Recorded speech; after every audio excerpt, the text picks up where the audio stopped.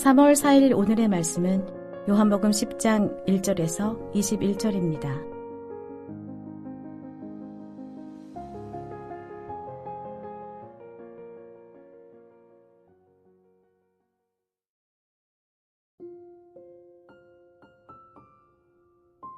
내가 진실로 진실로 너희에게 이르노니 문을 통하여 양의 우리에 들어가지 아니하고 다른 데로 넘어가는 자는 절도며 강도요 문으로 들어가는 이는 양의 목자라. 문지기는 그를 위하여 문을 열고 양은 그의 음성을 듣나니 그가 자기 양의 이름을 각각 불러 인도하여 내느니라. 자기 양을 다 내놓은 후에 앞서가면 양들이 그의 음성을 아는 고로 따라오되 타인의 음성은 알지 못하는 고로 타인을 따르지 아니하고 도리어 도망하느니라. 예수께서 이 비유로 그들에게 말씀하셨으나 그들은 그가 하신 말씀이 무엇인지 알지 못하니라. 그러므로 예수께서 다시 이르시되 내가 진실로 진실로 너희에게 말하노니 나는 양의 문이라. 나보다 먼저 온 자는 다 절도요 강도니 양들이 듣지 아니하였느니라. 내가 문이니 누구든지 나로 말미암아 들어가면 구원을 받고 또는 들어가며 나오며 꼴을 얻으리라.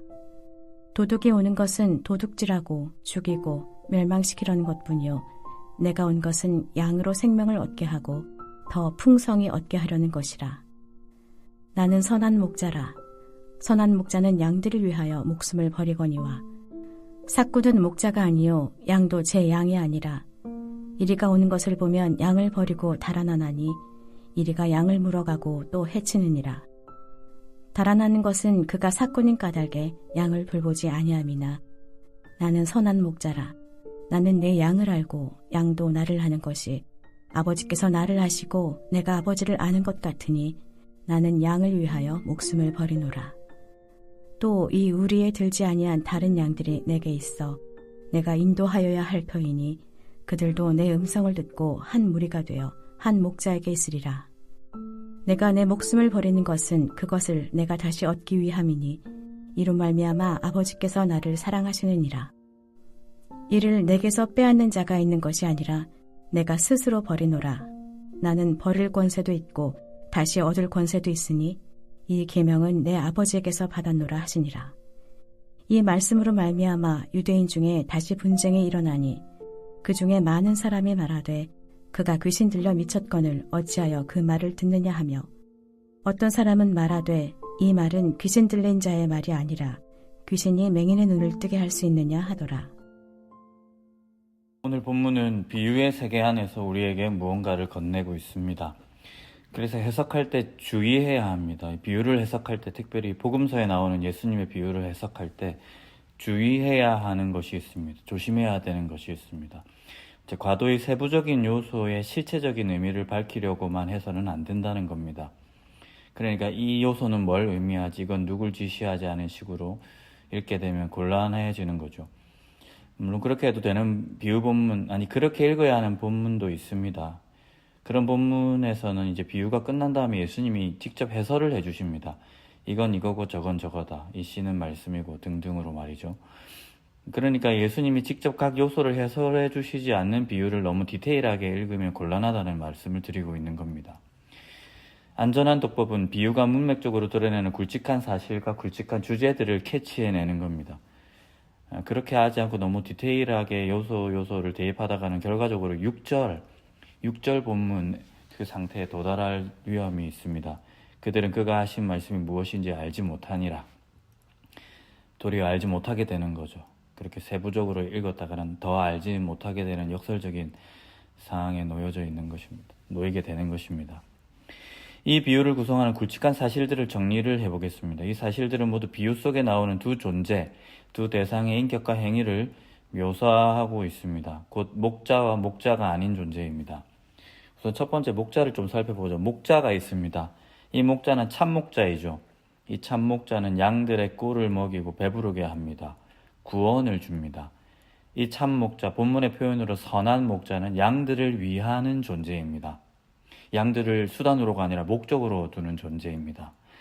이 양들을 위해 자기 목숨을 버리기까지 할 존재입니다. 이것이 한 가지 굵직한 사실이고요. 두 번째는 이제 대조가 되고 있는 존재입니다. 목자인 듯한 존재가 있습니다. 근데 이 목자는 목자가 아니고 거짓 목자입니다. 거짓 목자, 본문의 표현으로는 도둑, 강도, 삭구는 양들을 핍절하게 합니다. 구원하고 꼴을 먹이고 풍족하게 하기는커녕 핍절하게 합니다. 도둑질하고 멸망시킨다고 표현되고 있습니다. 이 삭구는 위기가 오면 왕들을 지키기는커녕 양들을 위해 목숨을 버리기는커녕 양들을 버리고 도망가 버립니다. 양들을 수단으로 여기는 거짓 목자, 삭군, 도둑이라는 것이죠. 이 두 존재를 구성하는 사실들은 이 비유를 읽는 이로 하여금 불안에 떨도록 합니다. 정확히는 이 비유 속 양들을 대신하여 불안에 떨게 만드는 거죠. 양들은 어떻게 될 것인가? 양들은 어떻게 해야 할까? 마음이 조마조마하게 되는 거죠. 하지만 안심하셔도 됩니다. 이 비유를 구성하고 이 비유를 지탱하는 나머지 한 가지 사실이 이 모든 불안을 없애고 있기 때문입니다. 그것이 뭐냐면 바로 양들은 누가 참 목자인지 안다 하는 것이죠. 자기 목자가 누구인지 양들은 안다 하는 것입니다. 3절에 양은 그의 음성을 듣나니 그가 자기 양의 이름을 각각 불러 인도하여 내느니라. 4절에 그의 음성을 아는 고로 따라오되. 5절에 타인의 음성은 알지 못하는 고로 타인을 따르지 아니하고 도리어 도망하느니라. 14절의 초반에 나는 선한 목자라 나는 내 양을 알고 양도 나를 아는 것이 라고 표현되어 있습니다. 예수님은 자기의 사역을 통해 이 사실을 거듭 마주했습니다. 나를 알아보는 양이 있구나. 나를 알아보는 내 양이 있구나 하는 것이죠. 예수님이 일으키는 표적과 그분이 전하는 말씀을 중심으로 나뉘어지는 현상, 분쟁하고 쟁론하는 일이 거듭 일어나곤 했습니다.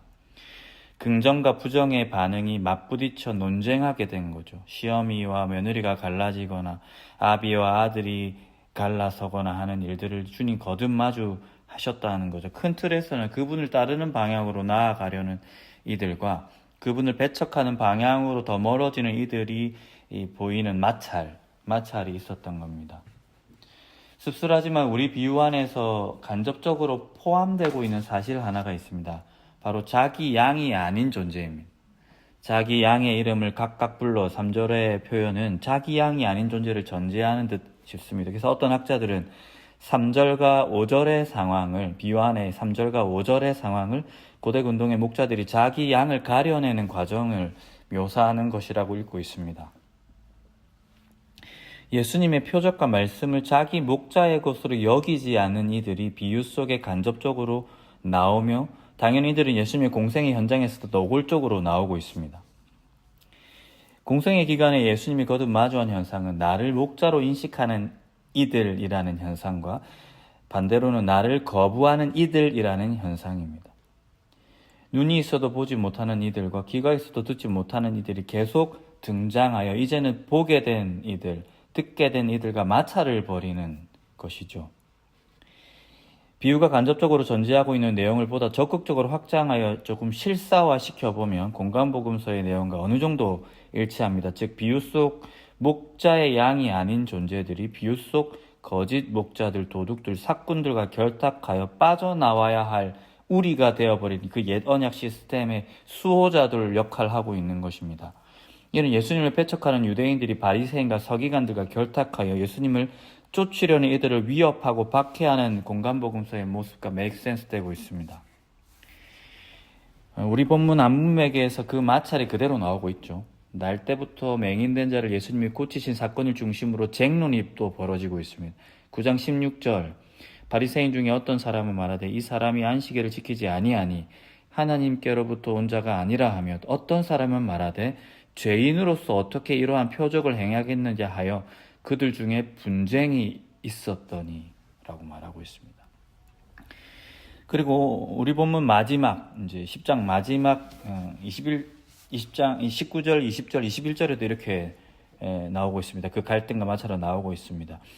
이 말씀으로 말미암아 유대인 중에 다시 분쟁이 일어나니 그 중에 많은 사람이 말하되 그가 귀신 들려 미쳤거늘 어찌하여 그 말을 듣느냐 하며 어떤 사람은 말하되 이 말은 귀신 들린 자의 말이 아니라 귀신이 맹인의 눈을 뜨게 할 수 있느냐 하더라. 분쟁과 마찰이 일어나고 있습니다. 9장에 나오는 날 때부터 맹인이었던 자도 치료 이후에 점진적으로 예수님을 목자로 인식하고 있습니다. 9장 11절에서는 예수님이 자신을 치료했다는 사실 정도를 인정하는 수준이었습니다만은 17절에서는 예수님을 선지자로 고백하고 있습니다. 그리고 온갖 위협과 핍박, 괴롭힘 속에서도 예수님의 입장에 더 바짝 다가서서 그분을 변호하고 있습니다. 해서 끝내 회당에서 쫓겨나게 이르죠. 하지만 그럼에도 예수님을 메시아 인자로 고백하며 그분 앞에 경배하기에 이릅니다. 즉 예수님을 목자 없이 유리방황하는 이 역사의 목자로 오신 분으로 고백하기에 이른 것입니다. 사꾼이 부르고 사꾼의 무리에서 강압적으로 끌어당기고 괴롭힌다 해도 이 사람 이미 목자의 음성을 들었고 알아차려 버렸기 때문에 그 음성이 목자의 것인지를 알아버렸기 때문에 그 걸음을 이제는 포기할 수 없게 되어버린 것이죠. 핍절하게 하는 울타리를 벗어나 참 목자에게 나아가고 있습니다.